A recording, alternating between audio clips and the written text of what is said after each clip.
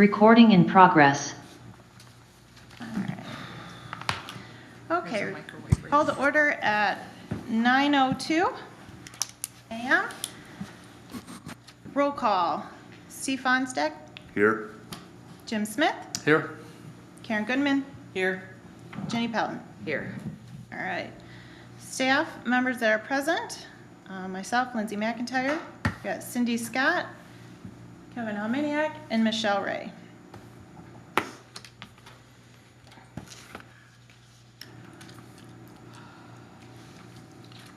And then I also have Jeff as the attorney. Sorry, Jeff. Yeah, you want to add that maybe? Yeah. That's fine. New business. Amendments to the agenda. I'd like to add a few things. One would be the interim executive director search.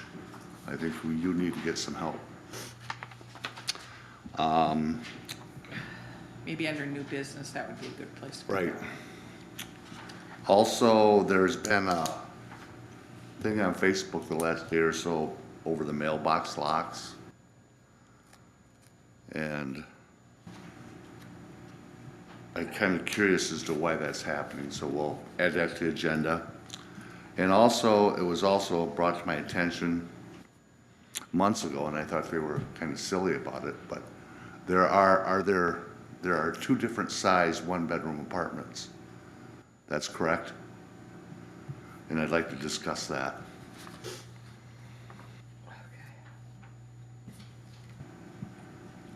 Great, all under new business. Anybody have anything else?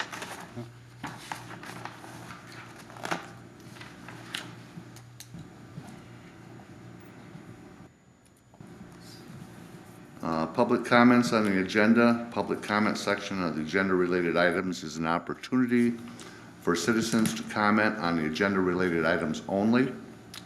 The board president shall recognize citizens in attendance for comments limited to 3 minutes. Letters submitted to the Housing Commission will not be read publicly. Any comments on the agenda items?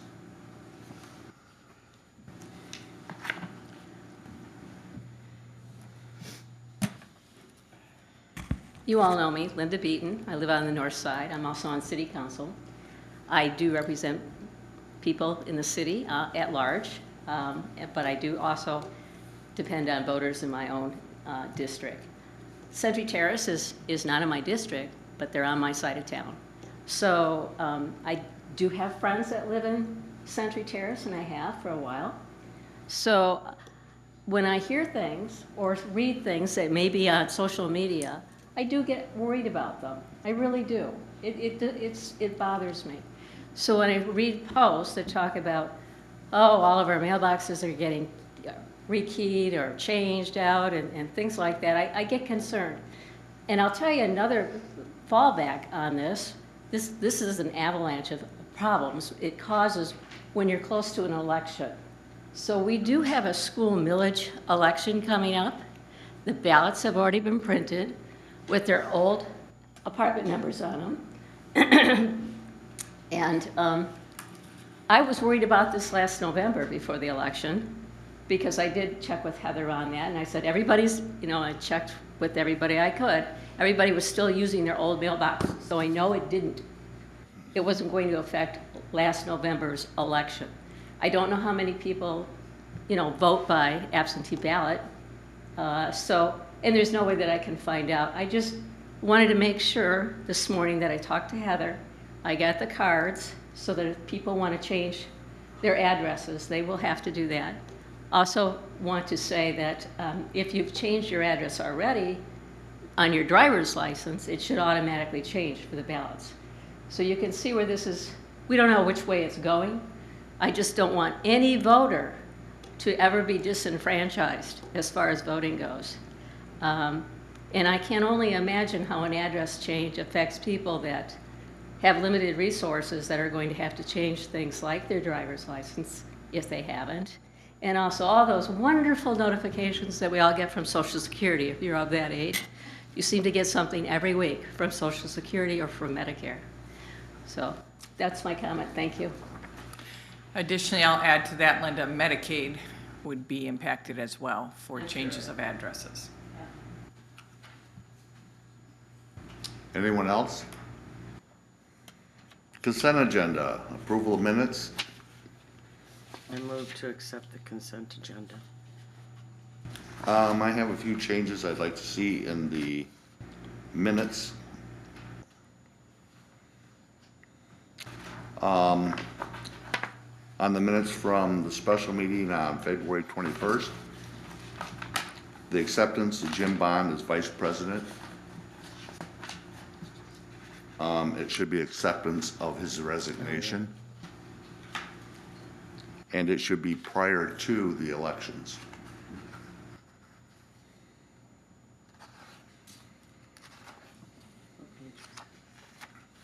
It's 2 of 6. What's that? Yes, what page? What page is that? That's on page 2.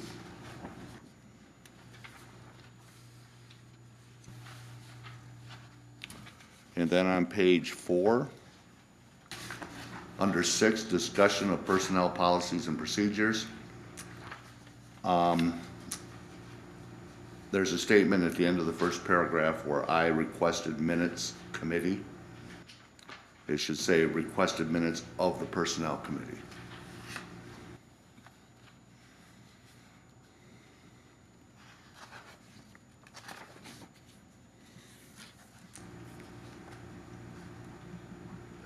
And that's all I had for that. I think the 28th I was fine with. Yes.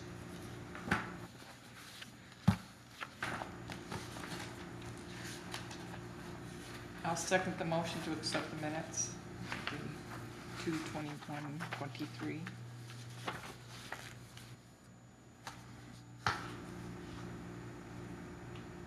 All in favor? Aye. Aye. Aye. And we have a resolution coming up for the annual meeting. Oh, just a note, Lindsay, we need to get a hold of Heather and get the website to reflect our new meeting place and the third Thursday at 9 a.m. I think it's still showing a fourth Thursday at 4 p.m. Oh.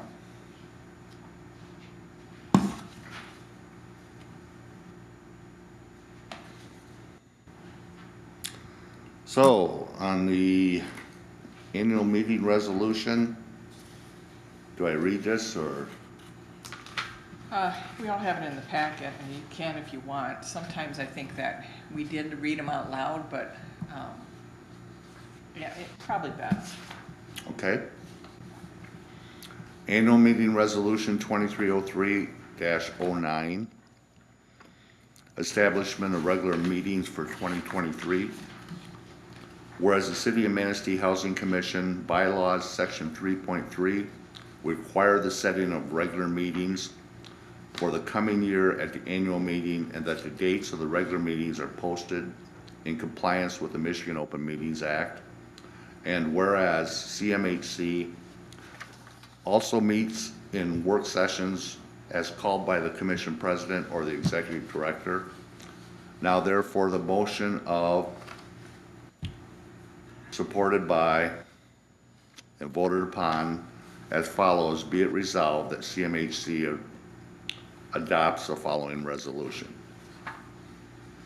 Now therefore it is hereby resolved that the City of Manistee Housing Commission Board of Commissioners regular meetings for 2023 are set as follows, and I'm not going to read each one, but it is the third Thursday of each month at 9 a.m.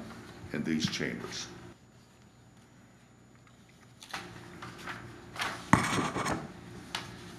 And be it further resolved that the regular meetings shall be at 9 a.m. and held in the council chambers at City Hall, 70 Maple Street. The CMHC shall post meeting notices and cancellation at the following locations: the City of Manistee website and CMHC main office window. Be it further resolved that the City of Manistee Housing Commission Board of Commissioners shall establish work sessions on an as-need basis. Work sessions shall be at 9 a.m. and held until the council chambers, and held in the council chambers at the City Hall 70 Maple Street. The CMHC shall post meeting notices and cancellations at the following locations: City of Manistee website and CMHC main window. Do I have a motion to accept? Motion, I'll second. favor? All in favor? Aye. Aye. Roll call? Steve Fonstick, Yes.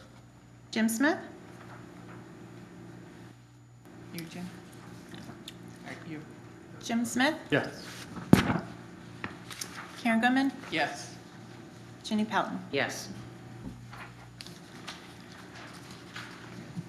Moving on to old business.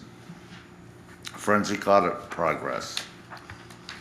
Cindy, I think you had in your part that pretty much everything's to the city or will be there by the end of this week. Actually, as of yesterday afternoon, the first round of items has been uploaded, so that's good. We'll just wait for round 2 to come through Round 2 requests from them or round 2 from us? from them. Oh, okay, all right. Good, thank you. Because I had received an email from Bill Gamble on Tuesday, March 14th, that has 6 things that they requested that they have not received. Yeah, they got them all. Okay, Thank you for putting that in your note and getting it done. Thank you. that's great. I appreciate that. Procurement policies. Yes, I had asked that this be put on because I want to talk about the procurement policy. Just a small little document that I fell asleep to a few times. The biggest issue as there's several items in this document that I do have concerns about. And we do, moving forward, we can't take care of what happened in the past or what we don't know about the past. But moving forward, I would like to recommend that we change the $100,000 limit for purchases down. I'm thinking anywhere from 30 to 50,000. That way it could address emergent situations. Jeff, I think you're out there. We don't see you anywhere, so it's like I think you're out there. I think we talked about 30, maybe 50,000, and I believe you had you did have some concerns which were legitimate. Does 50,000 kind of jive with what you've had in other organizations? Yeah, it does, and it's basically just the, the main, and I think we talked to some of the maintenance guys, and they said, I believe the most that they spent was around anywhere from 20 to 30,000. So it's basically something that where the executive director can make a purchase where the residents aren't going to be, out without water, electricity, heat, Right. things like that. So, I would, it should be, I think 50,000 is a good cushion.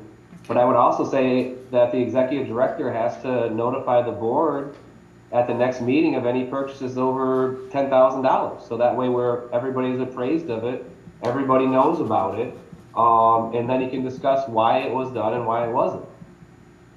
I agree, Jeff. Part of the what I did do is go through this policy, and I did write a lot of notes. So the other commissioners don't have a copy of that, so I can copy that and give that to everybody, and we can continue to have this discussion into our next meeting.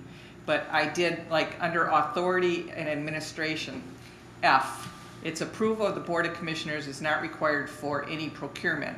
And I would change that language to emergent procurement, because any other procurement, we do need to be notified. But in an emergent situation, certainly you can spend the money to take care of hot water heaters or whatever needs to be taken care of. That doesn't have to come to the board right away. And again, throughout the document, there's a mix in language. There's called a contract agent, I think is what they, and in the beginning of the policy, it says the executive director can be the contract agent, but then it doesn't verify, or, it doesn't change that or add, that language gets confusing throughout the document. So you could have an executive director, from what I understand, and or designee a contract agent. So, I think that needs to be cleaned up in the document as well. I did write, for planning and information, we should report to the finance committee at least annually, and then to the full committee. Then the finance committee would send it on to the full committee or full commission. We can do 50,000. I think that's great. Oh, it's called contracting officer, which the executive director and the contracting officer seem to be interchangeable, but I don't think that's how it's meant to be. You can assign a contract officers, from what I'm understanding.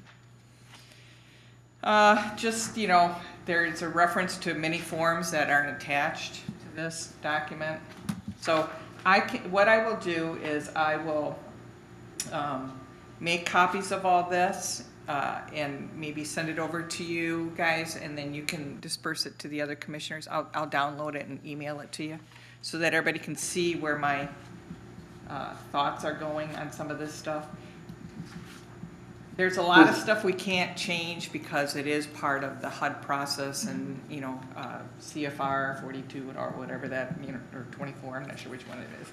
I screw up numbers. Does everybody have a copy, or do you want me to email you the procurement policy? What I have is the resolution from 2009 Right. approving, so it doesn't look like it's been done, nothing's been done with procurement policy since 2009. Yeah, and And I have the that's, resolution approving it, and then, it's 65 pages total. yeah, I don't know if that's, that's something where the commissioners want to review it and give some input on it, or how you guys want to do that. yeah, that's what I have in front of me and all my writings on it. What I'm gonna do is upload that into an email and then we'll send it out. And I'll send it over to you, Jeff, as well, CC you and Lindsay and Cindy. Maybe they can all just disperse it to the other commissioners. With your changes? With my suggestions. Okay. That way we can talk about, making changes to this at a work session or our next meeting. But everybody can be, some of this stuff is towards the end, it's very basic stuff. You don't really need to change that, but the actual amount and the distinction between emergent and regular services, I think, needs to definitely occur. Well, I do know that reading the CTHV contract with Sinair and Commonwealth, that Riverside is restricted to a limit of $10,000 without approval. And also, how would you handle professional contracts? That would just be the executive director's discretion? It's in here. Oh, is it? Oh, yeah, all contracts have to be handled a certain way, that's all in here. Some of this is really, it is governmental practice, 3 bids, lowest bid, justifications, all that type of stuff. Contracts can't be, entered into singularly by the executive director. Well, I guess you can if you write it into policy. However, that's another suggestion. That's something that should eventually come to the commission so that there's approval to go into a contract.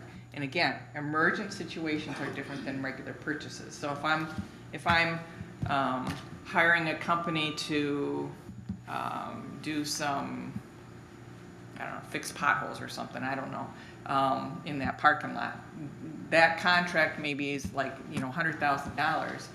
We would really have to have an ability to have a conversation about that, make sure that we had the 3-bid system, and then an approval for the executive director to engage in that contract. I agree. The other thing to keep in mind is CTHV now is no longer a HUD site. It is not a PHA. The only HUD site that's still here is the 48 scattered sites.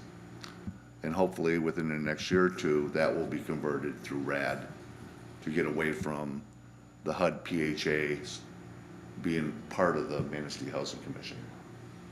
So just a note.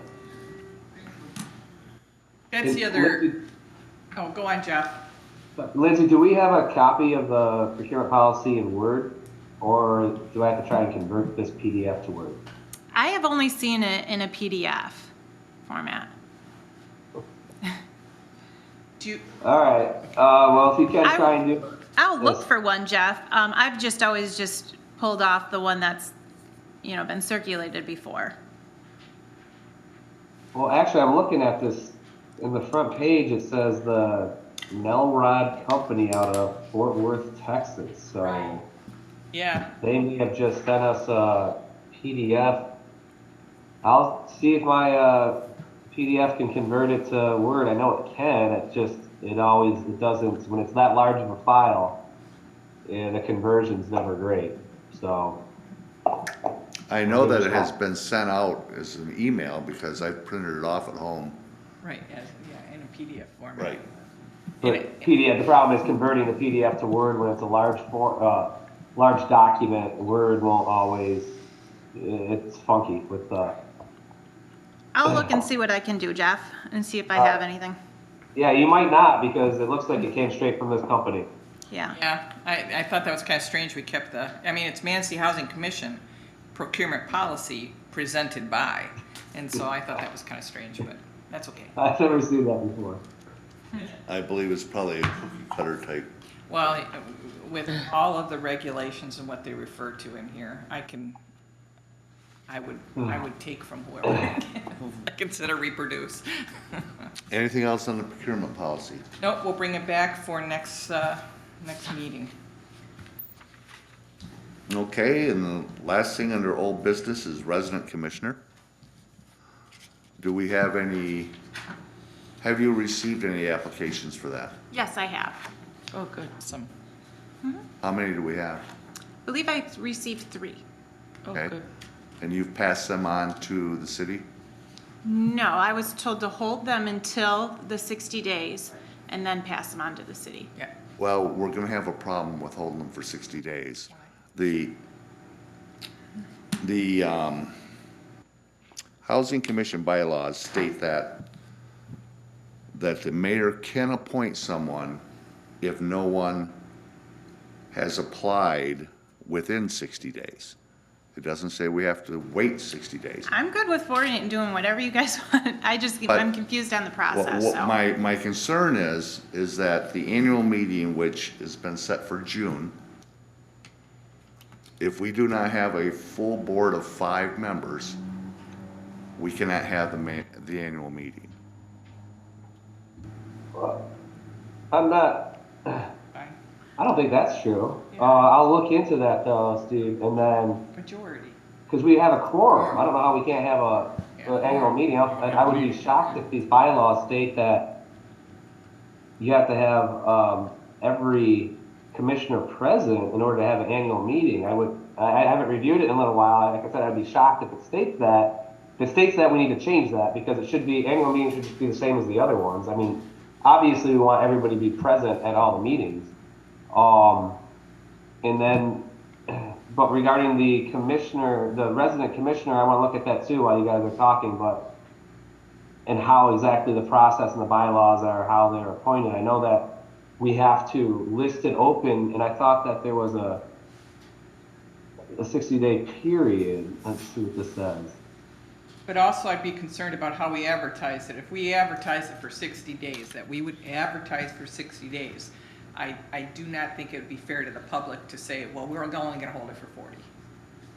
Correct, and that's exactly, and actually I'm reading in 1.7.1, appointment of resident commissioner, it says if no tenant applies within 60 days after the notice is sent to tenants, then the mayor may appoint a person to serve. So it's my position that we sent the notice out, we're giving residents, I'm assuming the notice, we're giving them 60 days to apply. You don't want to cut somebody short. So once that 60 days expires, then we can start the process.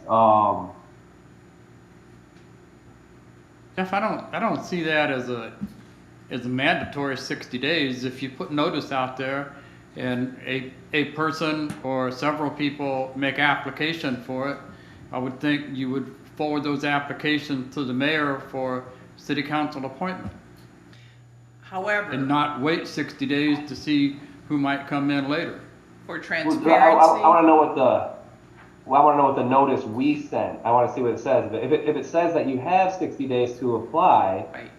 Then then you you have don't to want wait to cut 60. anybody short. And the other thing is, I don't want it to be a situation where the residents thought they had 60 days to apply and they were waiting, because some people don't. Some people wait around to the last minute to do things. So that's one of the concerns that I would have with just forwarding everything. I thought we were going to gather them all up and then send them once the 60 days expires.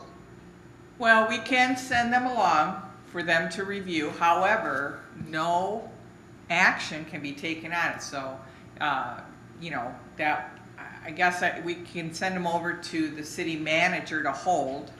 He can look at them, no big deal. But we should wait that 60 days. I don't know who sits in this chair, but we should wait 60 days to make sure that, you know, I'm ecstatic 3 people applied. Me too. That's Me too. just fabulous. And if there's more people that are going to be out there and want to apply, I want to give everybody that opportunity.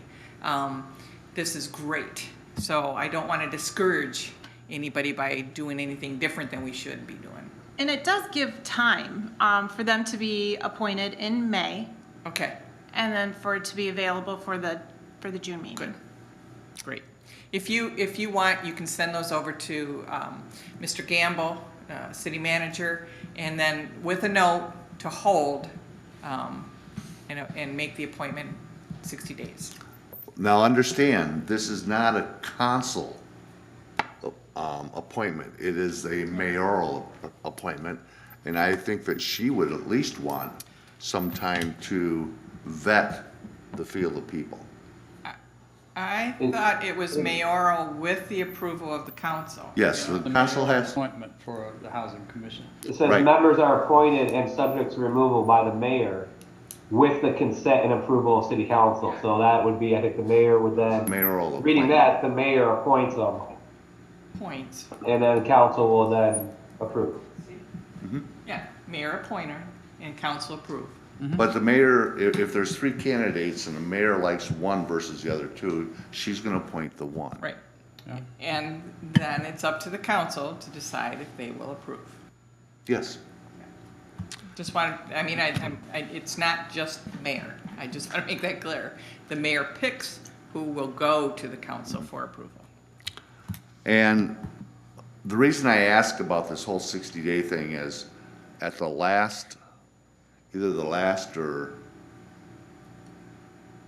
2019 or whatever, when James Bond came up for approval, it was delayed, and they couldn't have the annual meeting in June. They had to have it in July because of that.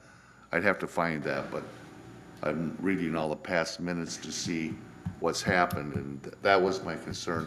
There was also not going to be a quorum. Quorum. Oh, is that what it was? Yeah. Yeah. Okay. New business, or anything else on the resident commissioners? Nope. New business, the first thing is financial reports from BDO. Did we get one yesterday?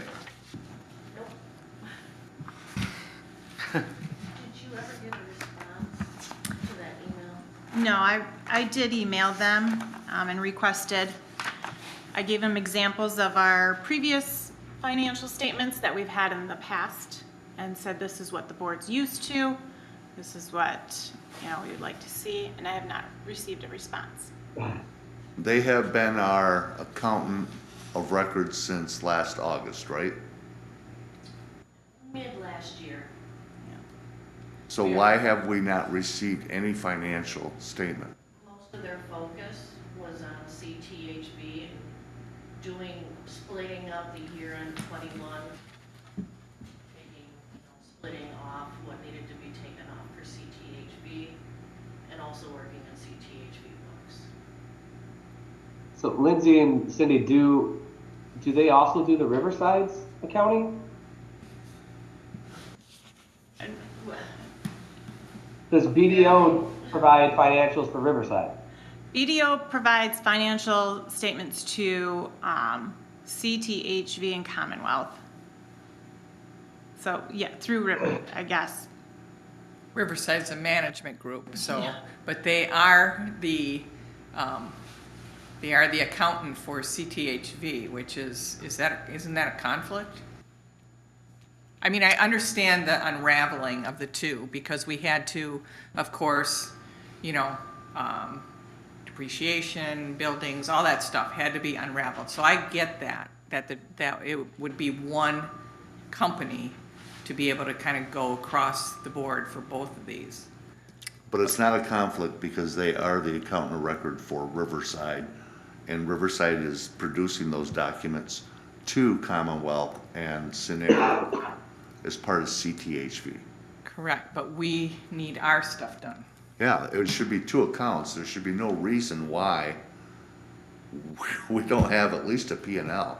I agree, it's not anything that I have provided ever, even before me. Bookkeepers don't. I give them the information, they produce the financial.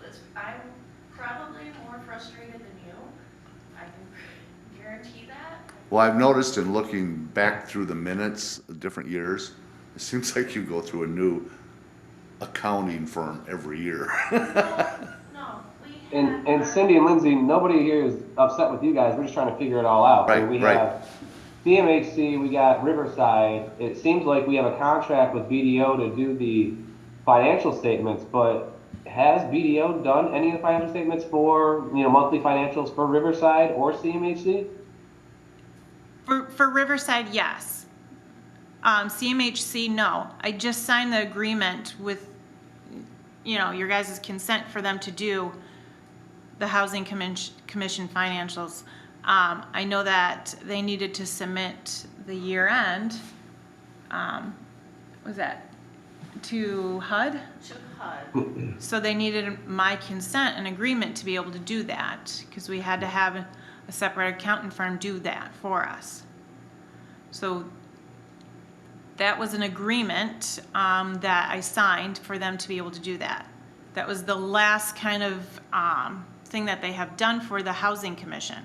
I then emailed them and requested financial statements before the board meeting. I gave them examples of what the board has seen before, and I have not received anything back. Can we get a copy of that year-end submission?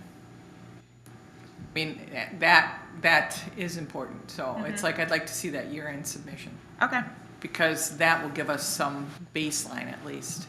And then the financials will be the detail, but at least we can have, I don't know what the HUD report looks like, but I know what our year-end financials look like when we turn them in, and it can give you at least a good picture. Okay. And has, Go on, Jeff. And then Lindsay, if you could just follow up with them, because I know they were authorized to do it for CMHC back in October of 2022. May have been late October of 22, but there's an email from Clint authorizing them to work on CMHC. So let them know that our board is asking for these financials and that we need them. And we do have that previous email from the representative stating that we would have financials by yesterday. So just follow up and hopefully they can get them to us by this end of this week, if not next week. And then once you get them, circulate them to all the board members. Okay. but what I don't understand is the email that I think Lindsay or Cindy, one of you sent to us about the contract with BDO being overlooked until August of last year, and that they would get right on it, and that they felt that by the 15th of this month, they would have up through the year end of 2022 done, and then by April 15th, they would be current. And yet they haven't done I either. don't think I was on that one. They submitted, what did they submit? They sent us,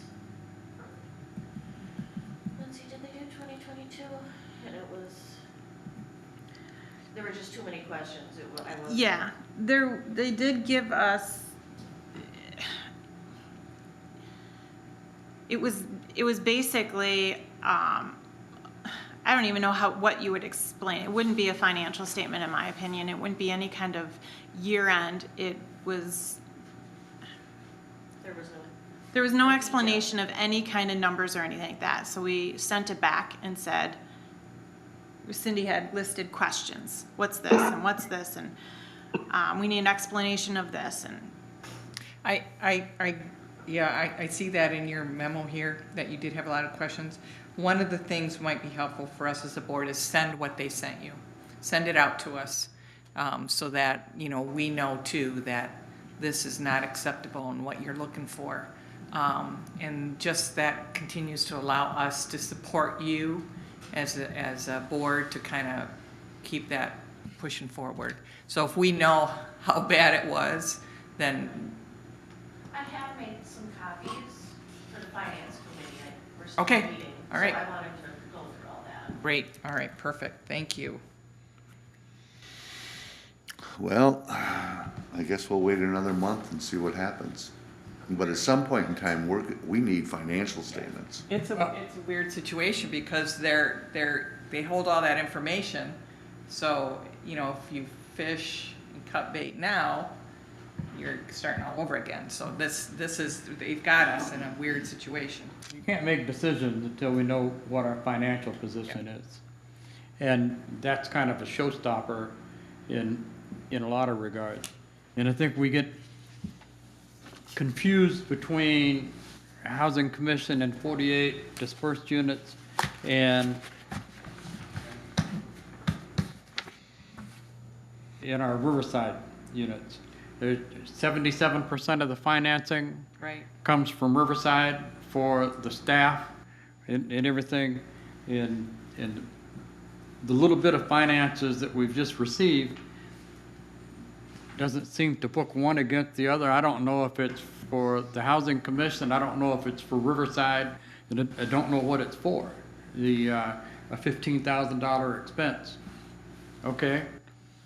Are you talking about the 14.5 that was to Andy Zink Associates? You know, these. Right. Yeah. That was to perform the audit, right? Was it to Andy? Was it to Yeah. Zane? Right. Yes, that was for. But the further we get into conversion, and we look at dispersed units and get into conversion, what role is the Housing Commission going to play versus the Riverside Board? And who's going to have access to what information and what decisions will be made? I'm assuming the Housing Commission is still going to be responsible for an executive director to oversee this and have an operation. But right now, it's kind of cloudy. The only thing that really gives me confidence is to look at the management agreement between Riverside and whoever it is, and the very first paragraph says that Riverside is an instrumentality of the Manistee City Housing Commission. So to me, I says, okay, that's the look into to Riverside you get from the Housing Commission. It's an instrumentality of. But to not be able to get information and not be able to tie the two together is somewhat of a confusing factor.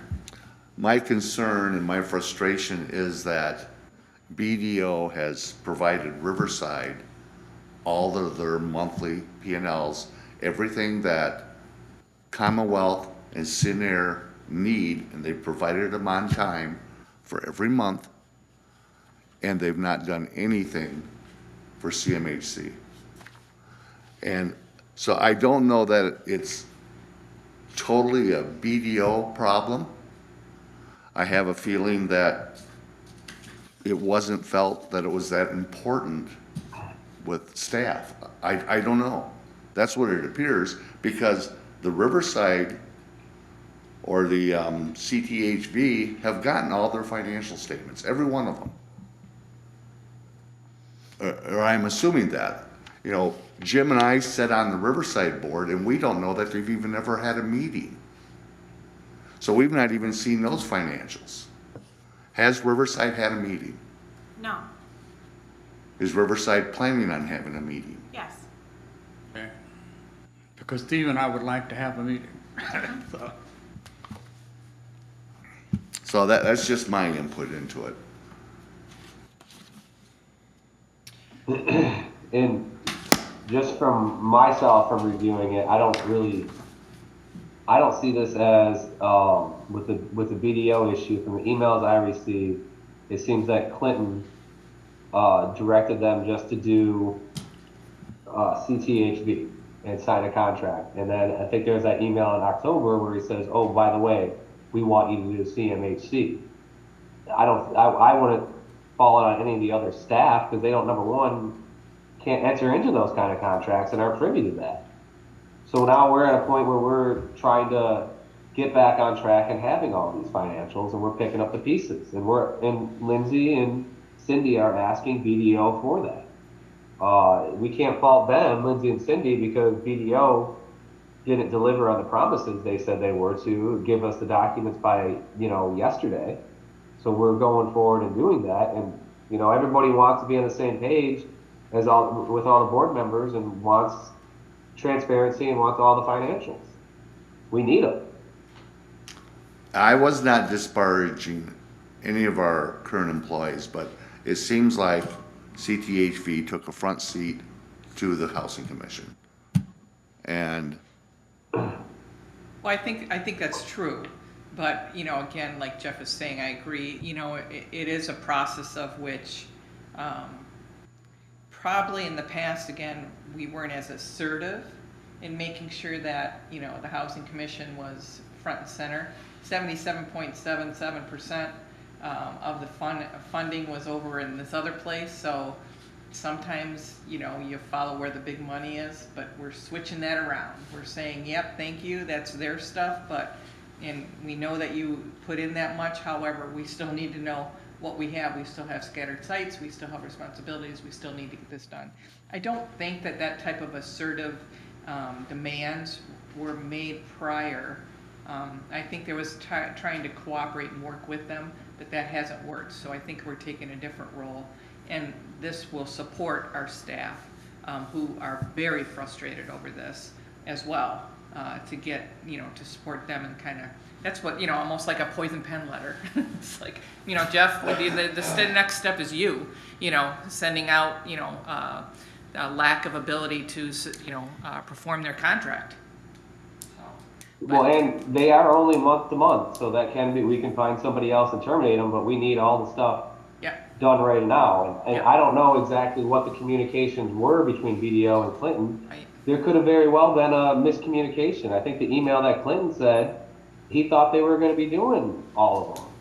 And if you look at it, I mean, he just basically said, yes, I wanted you to do those as well. So there was a miscommunication.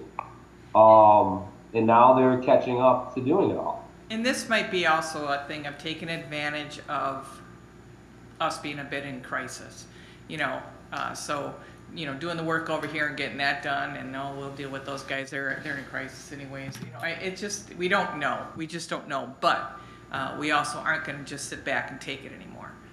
So we're getting to a point of, our finance people want these answers, your board wants the answers, so it's more of an assertive role that we're going to take. You've got a good point, Steve, and we'll And I didn't want to bring up the past commissions, but we didn't know until August or September, October of last year that BDO wasn't even under contract. correct. What was going on with the commissions? Why weren't those things Because handled in that January, commission February, and was March? not a functioning commission, being a person who was there. This information doesn't come to the board. That board was managed by just a couple people, so that's changed. Okay. And we can't just keep throwing money back there, we have to go forward. Okay, the other two, anything else on BDO? No, I mean, my 2 cents is let's keep on them and have them get it done, but they are month-to-month contracts, so we can, submit RFPs and we can also find somebody else to replace them but we need them to do their job and get current first, is my position. Where's BDO out of? Are they around here? They're international. Okay. They are one of the largest accounting firms in the, Local. Yeah, I was gonna say. City, Grand Rapids. Okay, thank you. Maybe we could start sending out RFPs. right now. Writing it up at least. Yeah. We could write up an RFP of what we're looking for so that we're ready. So, once we get the information, we can make that decision, but we'll have an RFP sitting there, so. Is that something that you put together? No. Okay, so if we got a listing of what you would like to see in those financials, Lindsay, have you put RFPs together? No, I've never Okay. done it before. I've got resources. I've done it. If you put a listing together of what you want to see in those financials, and mail that to me, email that. Commissioners, if there are specific things, like I know that you want it done a certain way, so, you know, Jim, your ideas, if you just send those to me, then I can put it in the format. I've got a format that we can do. And then, I'll put it on that format and send it over to you, to Steve. You can look at it. And then we'll just have it ready to roll. Yeah, I think we should. And Karen, to answer your question, BDO appears to have its headquarters in Philadelphia, Pennsylvania, but I think they're all throughout the nation, and maybe even worldwide. And I know that the accountants that are working on our account are out of California somewhere, aren't they? I believe that's correct. Maybe a trip out there. Anybody else want to go? Next snowstorm? Okay, the additions to the agenda for new business, the interim executive director search. I know, Lindsay, you had expressed some concerns, and you have just got to be, I know you're overwhelmed. And I think we need to get you some help, and we need to, and there seem to be some questions and stuff with Commonwealth and that, and we need to get an interim executive director till we can figure out what's going on with Clinton, when his sick time is up, or when he gets better, I should say, and what we can do from that point. What we had talked about at the last meeting, I think in passing, I think it was during the meeting, I think Jeff made the recommendation that the Personnel Committee possibly consider being in negotiations with Clinton in regards to his leave of absence and extension of a leave of absence and where that would leave him. Am I remembering that correctly, Jeff? Because usually my memory's not that great. I think No, that was a that closed is session. correct. And I haven't, in an email that I got from Clinton when We have to make a motion. addressing his medical leave, he said his attorney was out with COVID and would get back to me. I've never heard anything from his attorney. I don't know who his attorney is, so I can't really reach out to somebody who I don't know. I haven't heard anything. So maybe we should just make a motion to allow the Personnel Committee to review and discuss the extended leave of absence and/or other alternatives for the current executive director, and bring a recommendation back to the board. Meeting. Okay, Does that work? And That's then fine. we can know yeah, that's the first part. And then the second part is your part, considering, okay, first off, let's make that motion, then we'll go back to the intro. Because we do have to talk about it. okay, and the motion is, To allow the Personnel Committee to engage in communication with Clinton and/or his representatives regarding extended leave and/or other options Other option. for his employment. Lindsay, do you have the contact for his attorney? I do not. Maybe we'll do is have Jeff kind of reach out and see that last email you got and talk about, do they want to set up a time in a meeting to discuss with the Personnel Committee? I can do that. Thank you. So that's. okay, the that's your motion, anyone second? I'll second it. Oh, All in Just favor? voice vote, aye. Aye. Aye. No opposed. So then the second thing is to look at the current caseload and our caseload. You see where I work. Workload, and look at possibly bringing in someone interim to assist and or manage things, like an interim director, as we work through this process. Yes. Yes. I agree. So Are you making that motion? that's our motion. I'll second that motion. You getting all this? Fast, sorry.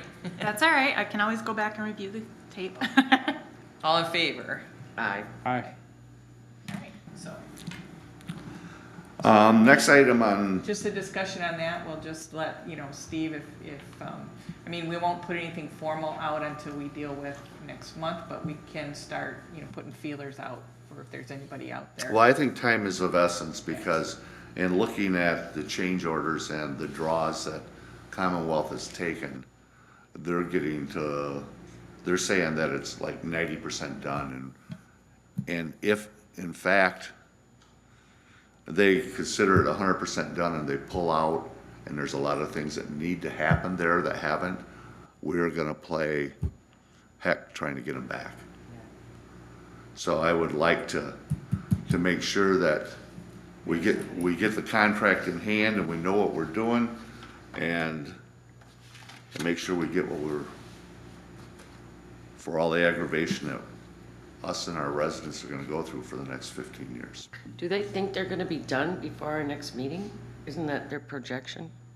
I thought there was supposed to be. Every time you ask them, I mean, there was a March 1st, and this was that was the first or second week of February that I heard that, and I says, there's no way they're gonna be out here by March 1st. If they were done today, it'd take them 3 weeks just to get all their stuff out of here.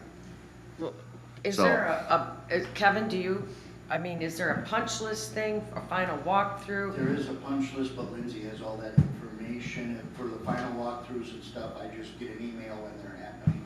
And who's included in the final walkthrough? Lindsay, do you know? Who's all included in that? It's usually an architect from Commonwealth. But, representing, I walk it before a resident moves in.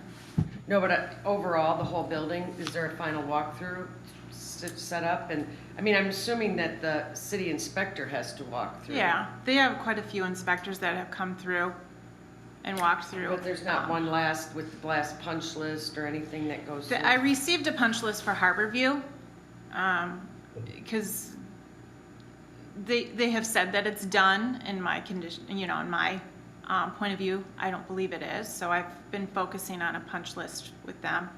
They did have someone come in, when was Caleb here? Monday, and went through Harborview. Did Yeah. you or anyone from the staff go with them? I did, Okay. Yeah. and he was kind of shocked once I started going. Well, stay on them, because my concern is we have a developer, Commonwealth, who is the construction firm, Commonwealth, who is the architect, Commonwealth. Well, no. The architect is, That's not true. The architect yeah. it's not Commonwealth. The architect's No. not Commonwealth. The architect, there's a separate contract for the architect on the job. Yes. My understanding has nothing to do with Commonwealth. So Well, Lindsay just said it was a Commonwealth architect. I was Hired gonna by correct. They're I apologize. Okay. They're hired by Commonwealth. It's the architect pursuant to the construction agreements, but it's I've never seen it where the developer is also the architect, and that would be complete conflict there, where the architect's signing off and the developer and contractor is signing off on the pay app. So no, that can't be. Well, I consider it a conflict of interest with the developer and the contractor being the same firm. I mean, you see that though, Steve. That's not uncommon. That's just the extra work that they want to put on as a developer, and if they mess up as a contractor, then they're liable. Some developers don't want to take on an extra risk. They do get rewarded by getting the construction job and making more money off construction, but they mess up, they're next on the line for that, and that's what they wanted to do, and that's what we decided to go with. So, but regarding the inspections, my understanding is there's inspections with each unit being done.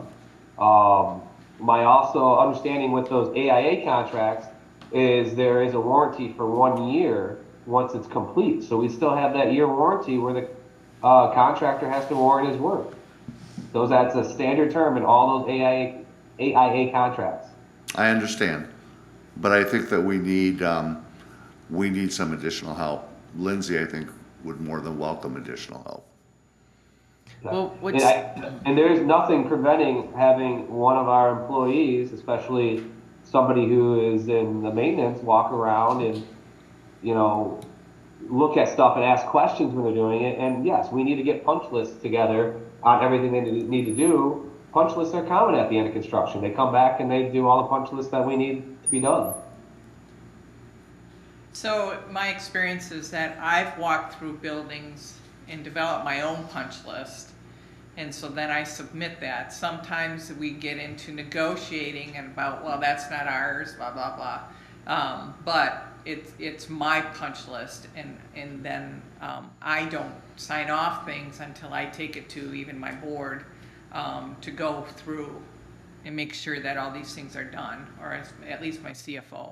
So that's what I take it you're doing. You do go through the buildings and find your punch list. Then when they show up, you're walking them through and showing them what And you. then I'm hearing that's not on the scope. See, that's where, yeah. And I knew that's where you were going too. That's what I go through, and it's like, I don't care, it's during construction. This is 100% construction. This is not just taking out flooring. This is 100% construction. And we can fight them. Guys, Would it be we've never seen a scope. would it be appropriate for somebody from Riverside to be there for the walkthrough? Well, that was Yes, kind of my I suggestion, think, too, I yeah. thought. I mean, that would be you or Jim, right, from Riverside? Or both. Or both. What do you, Jeff, would that be okay? Yeah, that would be fine. I just, if they're telling you it's not in the scope, Yeah. did you follow up and ask how it's not in the scope? I mean, Yes, what's we do. What's an Yeah, example we do. of? We ask. Well, what's an example of something you asked them to do and they said it wasn't in the scope? Oh, Well, the example you Closet used doors. closet door, great, closet doors.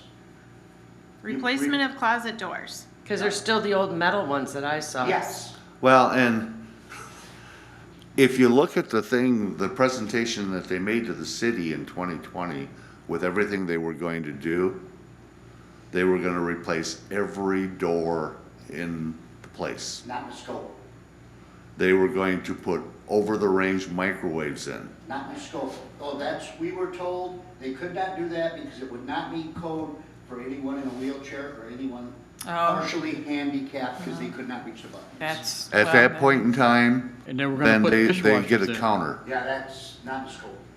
Well, these things were what were promised to the city. Another thing, Lindsay said, closet doors. Another thing, they put new bathroom doors in, white, okay, they look great.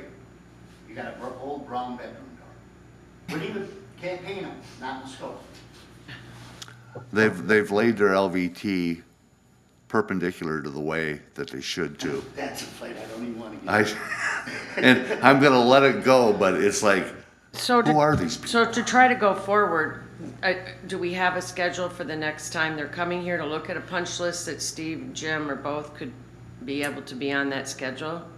On the 21st of March, I'm walking the property with an architect. I That'd be plan great. on meeting him at 9, or I think it's 8:30. That'd be great if either of you could attend. I think that'd be great.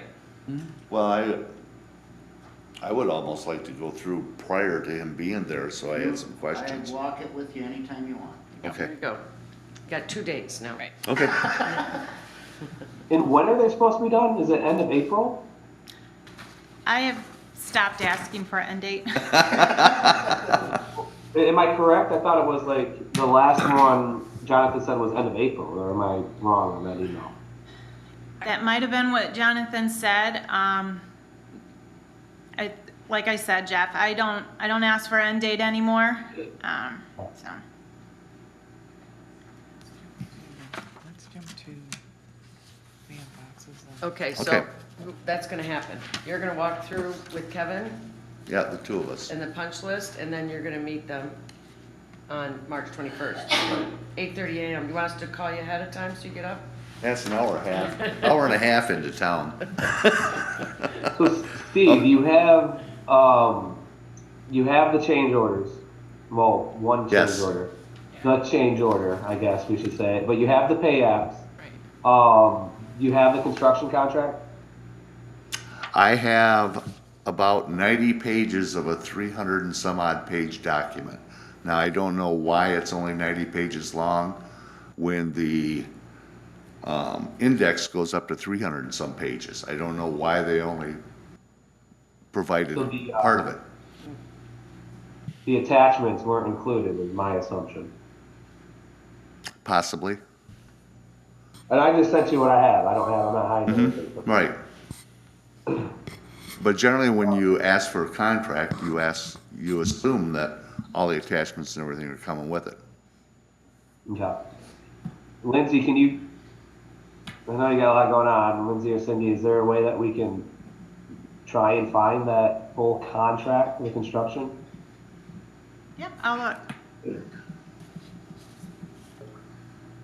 Okay, let's move on to, I'll email Melissa. She should be able to get that to me. let's move on to the mailbox locks. I will take 100% responsibility for that. I screwed up. I changed one that wasn't supposed to be done, and of course, it had to explode. It's all my fault. I went to the guy, told him I'd get him his mail. I apologized to him. This morning, I took him a key, personally, for that mailbox. I screwed up. Thank you, I'm being Kevin. honest with you. Thank you. Thank you. My question though is, in all my times in my rentals and stuff, we had lock boxes and stuff. We could not change a lock. We couldn't touch them. We had to provide them and they had to always be in good condition, but the post office had to come and change the locks. With the people from Commonwealth or the people they gave all the residents change of address cards. Every one of them got them. We're changing the locks tomorrow, Monday morning. The residents will come down to the pickup, give us their old key and pick up their new one. So the post office isn't involved in this? Post office is involved in it. Okay. Yes, we've been Yes, they are. communicating with them. Okay. Because they have to be able to open. Well, it. the other thing too, Right. before we make this thing completely permanent, it's my understanding there's two sizes of one-bedroom apartments in Century Terrace. And some of the people that were in the larger size got relocated into an efficiency. I don't know how many people that would be, but this has been a really traumatic thing for all these residents. And I would guess, I would hope that if we couldn't move them back into their original apartment, then we at least move them into an apartment that was the same size. So every person that had a reasonable accommodation, which is due to a disability, before the construction, we accommodated for. Anytime during construction or before relocation, we accommodated and worked with each resident. If a resident came in afterwards, we're waiting for those units to be done to be able to walk and give them an opportunity to see what unit works best for them. Now, you're If talking they- about residents with reasonable accommodations, right? Yes, because in the plan that was submitted to HUD it would be a one move and one move back. If I just change and move someone because they requested it without a reasonable accommodation, I'm treating that person different than anyone else. So I have to have the documentation in place by saying why I'm allowing this person to transfer and not this person because of the relocation plan that was submitted. Well, I would think that you would definitely have cause. Would it be a reasonable accommodation in the technical sense of the word? No, but would it be an empathetic thing? If someone is used to a larger apartment and then you put him into a smaller apartment, but because he doesn't have a disability, he can't go back to the larger apartment he had? I was not in charge of where people moved. Relocation was in charge of all of that. And it was based off of construction and based off of the schedule of construction. Unfortunately, they did not take in factor of size of the apartment. But I think as CMHC and Riverside Housing, we should make that right. Who's gonna move these people? So. We will. So, Then when am I gonna have time to do anything else? I've got me and another guy. so my question here. Go for it. Talking about. That's- Yeah, I don't know how many people I mean, we've been you're talking opening a about. can of worms. I know of one person that's that way right now. And when he told me that they made his apartment smaller, I kind of almost laughed and I thought, this is, a one bedroom is a one bedroom. But apparently it's not. When I got all the And I prints, can show you it's the not. difference when you guys do the walk, when you and Jim come and do the walk. I will show you how it's laid out and how you got bigger and smaller. Right. And I see that now that I've seen the prints. Right. But it's bad enough that we're moving these people around. But to move them into a smaller size apartment is wrong. And I don't think that Commonwealth did that on purpose. I think they didn't even know.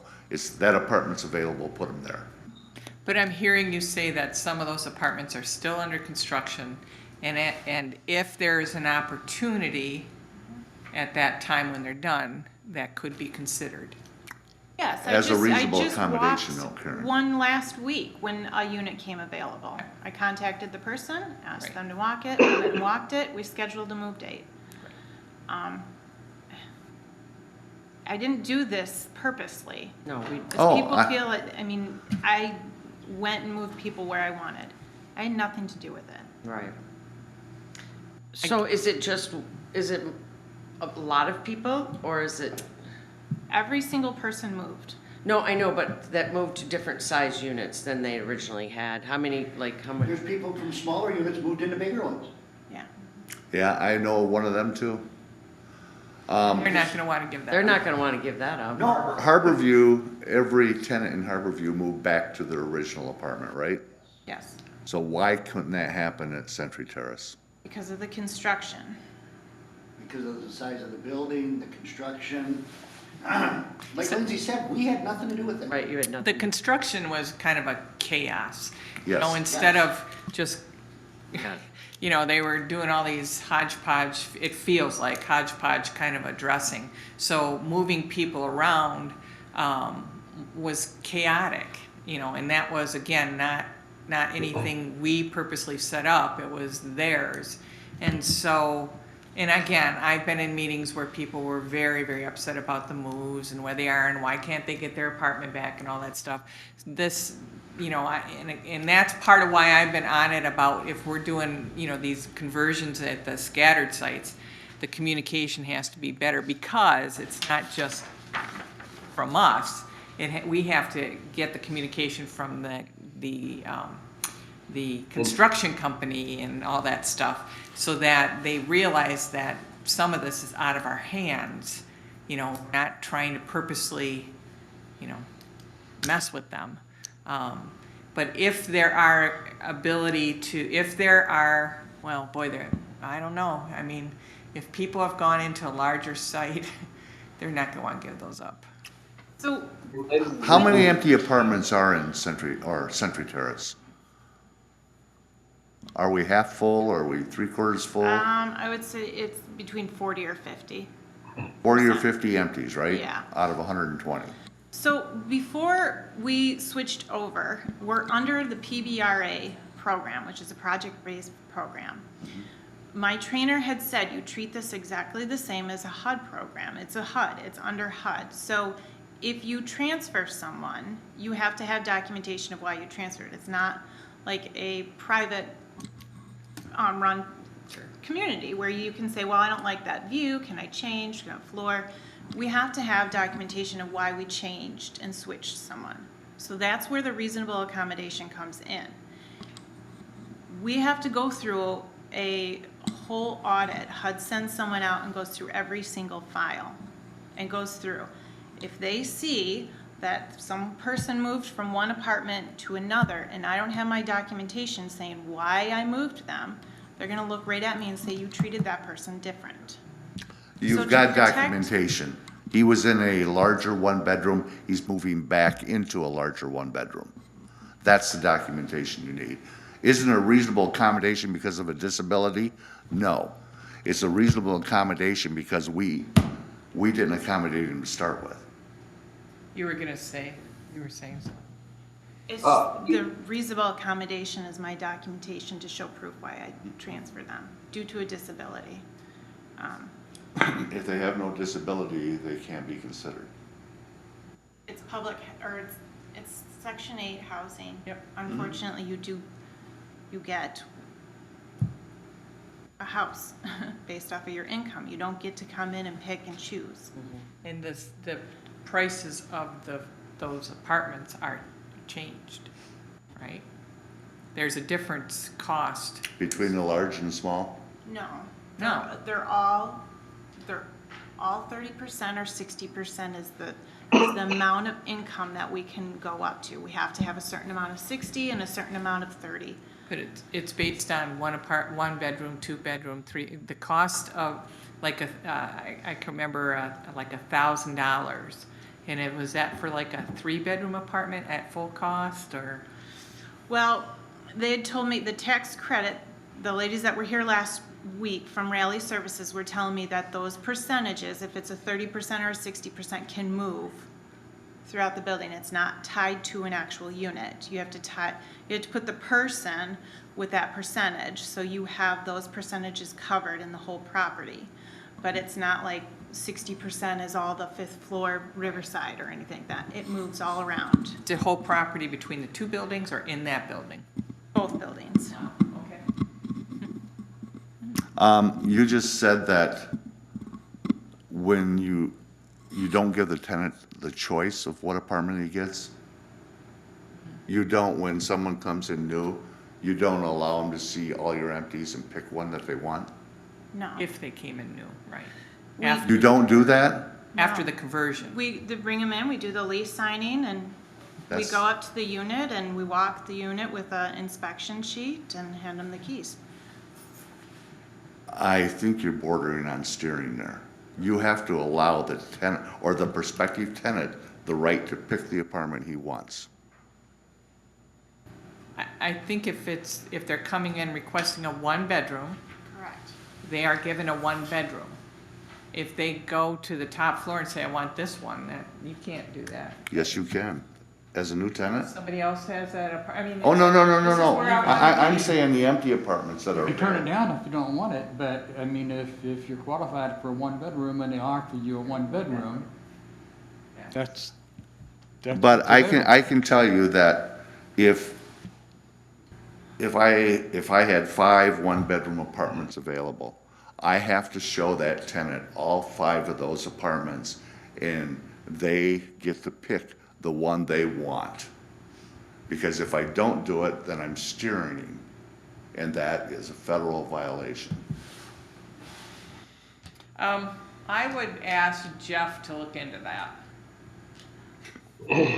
Yeah, and I think that'd be a better discussion for another meeting for that topic. I thought we were going off of, because at first we started talking about relocating current tenants pursuant to the construction. And now we're talking about new tenants applying and coming in. So, and that's just something that, yes, we need to look into. And I've never had a client been accused of that before. So that's going to be a new topic for me. But what I wanted to say was pertaining to Lindsay, and I'm sorry, I don't know the maintenance guy's name that is there. I'm bad with names, number one, to begin with. But I've never really talked to you. But my understanding is that the board is just, they're not accusing you guys of anything, they're just asking questions. They don't understand the whole process of why the tenants were moved this way or not. So nobody's getting upset with you guys. They're just trying to understand and get a better picture. Because some of the board members, most of the board members actually, weren't, I think probably all of them, weren't privy to the information of how the Correct. tenants are being relocated, and what actually goes into that. Yeah. So that's all they're trying to find out. Yeah, that plan was developed some time ago, so. Yeah. And I don't have that answer. I don't even know. I don't have the plan for that. Okay, anything else on new business? Let's move into reports and communications. Executive Director's report. I don't have anything. She doesn't have time to do, it's too much. That list is crazy that you sent us. Yeah, can I ask a question about that list? Oh my God. I didn't really understand it, Lindsay, maybe even just 5 minutes with you to kind of help me understand that The wait process. list, Yeah, Yeah, I had to remove the names. Yeah. So, I know that Jim had asked, you know, at previous, he wanted to know what the wait list looked like for public housing. So I just kind of, pulled that off of the system real quick, and it, normally there's tons of names and notes of the last time we communicated with everything that, so. Do what does you- it mean when you have working? What is that? Income. Reference working. They've got any? They have income. Okay, so that's their employment. All right. And then And that's any kind of income. That doesn't have to be, any kind, okay. yeah. So it's disability. SSI. right. So the numbers at the end of that, are those values you put towards, or is this a number system that you're using? yeah, so in public housing in our ACOP, we have the preference. Yeah. And so they get based off of where they're put on the list, based off of preference, and then date and time of when they're put on. Do you occasionally go through your wait lists and people have been on there for 6 months or more, Yes, send them a letter and say, are you still interested? yes. And if they don't respond, you take them off the list? Yeah, they do. This is almost disheartening to see how many people are. It might not all be real active though, right? I do want to say that we have worked, well, actually Michelle has worked very good with making sure that anyone that's on this one bedroom is also being communicated with to be able to place them in Century Terrace or Harborview. So they may be on here, and then they may be on our wait list for one of those units. And then this should kind of go down once they get housed. So. Are there priorities to the homeless or veteran? Yes. Yeah, there's scoring. Yep. For CMHC, yep. So,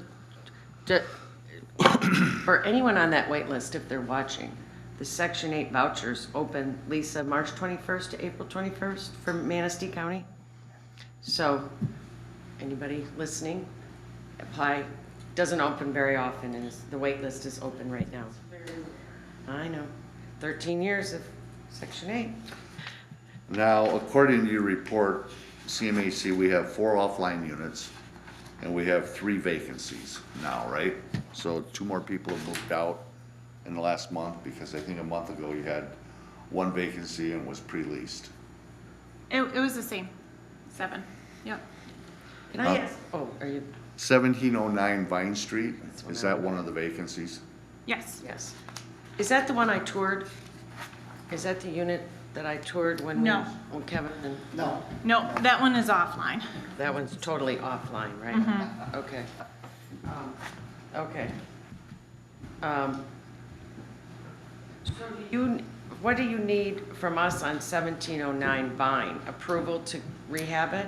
Yeah, I just wanted you guys to look at it because I remember, and I've been trying to find documentation saying that if it's over 5,000, not to rehab and put it offline. I know that Clinton had expressed that before in other meetings.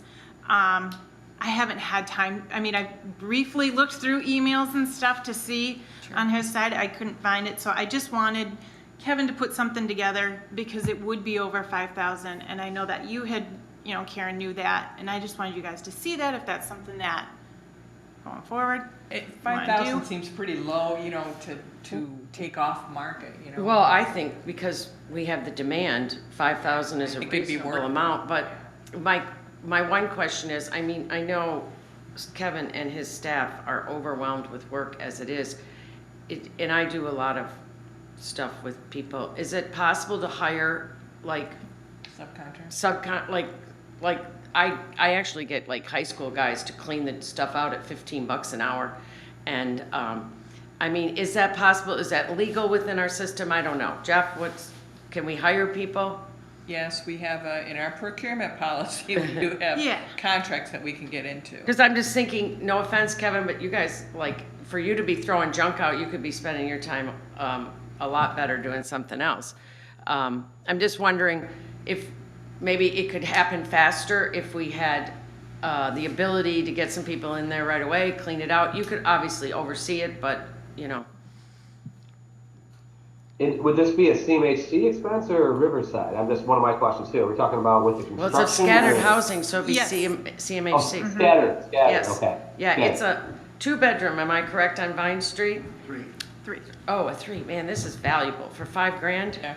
get this thing turned. But like Lindsay said, we were always told, $5,000, knock it out.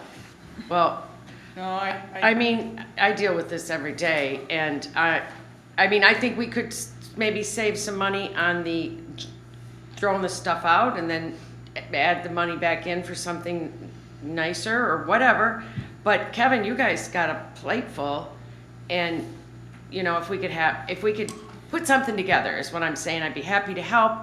But a 3-bedroom unit in this town to be available in a couple months would be very valuable. Well, actually, the 3-bedroom is all cleaned out already. It's just we'd have to go in there and clean up. Oh, start so over. 1709's already cleaned out? Yes. Oh, okay, I thought that I saw it in there, maybe. No, I have one on Holly Court that I need to get cleaned out. It's got dump charges and clean out. We wanted to include that because that was part of it. Okay, Yeah, I there's got Stuff you. in the sheds and stuff that I'm gonna have to. Okay, get so- rid of. I am fine with over 5,000 with the construction costs and all that stuff. 5,000 gets you nothing these days Yeah. anymore. And that, I'm not saying I'm gonna hit that rate on the money. I can go over, I can Yeah. go under.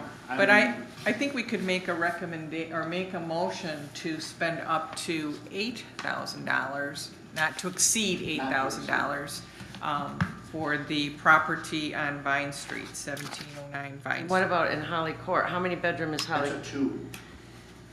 We haven't gone Well, through that I one. haven't gotten in there yet to clean it out. I'm busy with Fifth Avenue. Yeah, I'd be happy to go through anytime if you guys, I mean, just to eyeball things and maybe say where I could have some people to help too, if you wanna call me. But if we can get a 3-bedroom on in a couple months, Kevin? Yes. All right, here's the other question. What you were talking about contract. When you say 40 hours, 2 guys, $30 per hour for paint. Yes. Is that a? That's is that- paint, that's doing No. the cabinets, that's paint. That's somebody else, No, not that's our. us. That's what we were told that we needed to figure mine and my guy's time is $30 an hour. It's not extra money, it's your hours. It's our hours, yes. Yes. All right, okay, Yeah. that was what was confusing me. It's like you're Okay. our employees, so. You're not working at midnight to 8 AM. Yeah, this is separate, okay. Well, when the phone rings, I am. Yeah, all Anyway, right. So I'd like to make a motion to support Lindsay and getting this unit back on 1709 Vine Street. Spending up to, not to exceed $8,000. Not to for exceed. repairs and remodeling. Why don't we do it a different way and throw the labor out and not to exceed $5,000 in contractor costs? Because you don't know how this There other is no stuff's. contract. Yeah. Yeah, there's, Well, the carpet and vinyl is contracted. Oh, You're- yeah. You're not doing that. Yeah, that would be, Right. we do everything else ourselves. I would prefer not to cap it at 5. I just, Well, no, I'm talking about, taking their labor out of the picture. yeah, taking the labor out, because if you look at this, $1,200 is in labor. There's She's labor still gotta in do the doors. accounting For it though, do you have to do the accounting for that specific unit with how many hours they put in? I mean, how does that accounting work? So they put in, we have a standing work order, it's a redeck work order, and then they go in and put in their time and stuff like that. And, you know, these bills and stuff are obviously submitted to Cindy and everything. We don't have like any kind of worksheet or anything that says how much we spent on each unit. When Kevin walks it, you know, before he turns it, he has put some of this stuff together for me. And, Yeah, like, he doesn't- or he walks and says, it's no big deal, it's, you know, we can, few grand and we'll have it up, you know, Okay. so. So Cindy, would that be possible as an experiment with this unit to do kind of an accounting of what the actual costs were to turn this unit, so we'll know going forward? Okay, so can we stick with 8,000, Steve? Sure. Okay, I'm not gonna hit 8,000. 8,000. Not to exceed. not to exceed 8, but this But I'm not way, even gonna come close. Okay. I'm gonna be real close to that number, Okay. within a few $100 each. Now, I have some questions on the fridge. You have to replace the fridge, right? Yeah, I saw that when they're taking the fridges and stuff out of Century Terrace and Harborview, that you're stockpiling a certain amount of them. yeah, Are you gonna just use one of those fridges? yes. Okay. Because the other thing on But fridges, you still bought it. That's where I'm going with this. We still But- bought that fridge. right, we did, but it's been depreciated out a long time ago, Maybe probably. not. Some of them refrigerators were only 3-4 months old after we pulled out of there. And the other thing I'll tell you about refrigerators is I can get you all the refrigerators you want from Consumers Energy. Yeah, As and long then as we're you're gonna have to replacing, Replace them next week? huh? Replace them next week, or are they new ones? They are new ones. And as long as the refrigerator that we're replacing is 10 years or older, they Wish I'd have will. known that, because I threw away probably 100. I asked Clinton 2 years ago if he would participate, and he said it didn't meet HUD regs. yeah, consumers pays you to pick them up too. Yeah, they'll give you $50 a piece to pick them up, but The problem with, when you start dealing with a refrigerator that's used that's 8, 10 years old, probably the move is gonna work, Right. make it break down, no, so. I kept only the good ones out of Century Terrace and Harborview. I mean, Okay. the ones within a year or so old is the only ones the old ones that were there for 10 years went. That'd be good, and we can start there and then enroll ourselves in that program. Now also, that's got a gas range, are we? Yes, Are and we? I have none. That's the only places I have gas ranges. And the way I got that price is because I just had to buy another one for another town. I'm wondering if we shouldn't convert them to electric. Then you got an electrician coming in there. A lot of them don't have room in the panel for a 220 breaker. Steve, you're talking a lot of money then. You're talking more than $600 to get a. Some people hate And, cooking in and then, electric. what, in a year or two, you're gonna rip that house Gas is down? going out. Okay. I was just concerned about the safety with gas. And the new ones are with the electric pilots and everything. Yeah. I'm amazed that you can get one for $650. Well, I had to go and talk to Ricky out to Comfort Center and Yeah. twist his arm a little bit. Okay, there is a motion. I'll second it. All in favor? Aye. Aye. Well, it's money, so we have to do it. Right, and Steve, will you share the information with Lindsay on consumers, please? So she can get us enrolled. Sure. Somebody can. Thank you. And roll call for money. Oh, Roll Steve call. Fenstick? You, yes. I should Jim? said Ginny. Karen? yes. Jenny? Yes.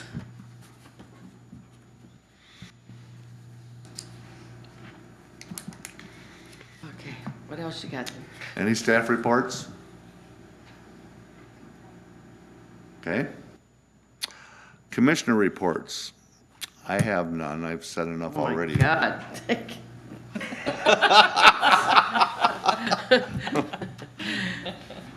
No, I appreciate the staff and all the work, extra work that's going on, and it'll all be worth it in maybe 6 months. Things will be better. We just have so much to learn and so much to work on, and we appreciate all your support, and we know it's not easy for anybody. And, but we're all in it together to make things better for our residents and our community. And our staff. Yeah, and well, yeah. Once we get ourselves organized. We'll have a picnic. Yeah, sounds good. Cook up. Now, Lindsay, you're going on vacation here shortly. How did that happen? I don't know. Probably won't. Don't take your phone. Break? Don't Yeah. take your phone. Yes, leave your phone behind. 23rd I'll be leaving. Good for you. Spring break in Manistee. Everyone will be gone, so it doesn't matter. No, I'm going to Florida. I'm going out of state. Oh, so I mean, everyone, the whole town vacates. Yeah, you'll probably see them all down there. I'll be here. Yeah. I don't get a spring break. I'll be here. Karen, did you have anything to add? No, I don't. Again, just, I have to just second what what Ginny's saying. It's like, it's been a difficult process. You guys have, as staff, have been patient with us. Thank you. And thank you for what you do. And, you know, we're changing, we're always changing in the middle of the ride here. And so, thank you for being accountable and helpful. Lindsay, thank you for the waiting list. You know, all that's helpful, and Jeff, thank you for some of the documents you set. They kind of make the picture a little brighter as to where all these things are coming together. And still interested in finding out what we're going to do for phase 2 on dispersed units. And we've got about a year left on that timeline from what I saw. Yes. Okay. Okay, that's all I've got. Thank you. Any received communications that you need to bring forward? Okay, so public comment. Anyone from the public want to comment? No public comments. I'll entertain a motion to adjourn. I move to adjourn. I'll second that. All in favor? Aye. Opposed? Motion carried.